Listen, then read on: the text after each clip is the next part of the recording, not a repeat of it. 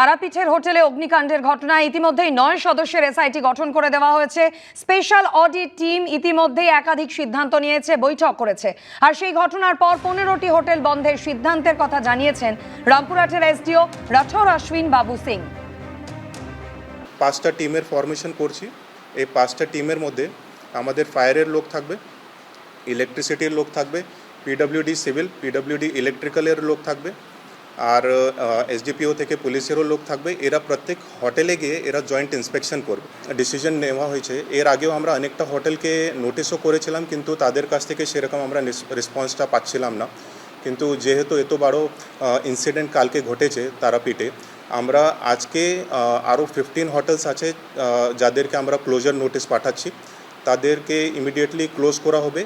এরা যে হোটেলস এখন পর্যন্ত কাজ করছিলেন তাদের কাছে কিছুটা ডেফিসিয়েন্সিস পাওয়া গেছে, মানে ধরুন কি পলিউশনের সার্টিফিকেট নেই, ফায়ারের তাদের কাছে সার্টিফিকেট নেই, ইলেকট্রিসিটির কমপ্লায়েন্স নেই। এদেরকে অনেকবার নোটিশ করা হয়েছে আগে, যেহেতু এরা কমপ্লায়েন্স করছে না তার জন্য আমাদেরকে এই ইনসিডেন্টের পরে এইটা স্ট্রিক্ট অ্যাকশন আজকে নিতে হচ্ছে।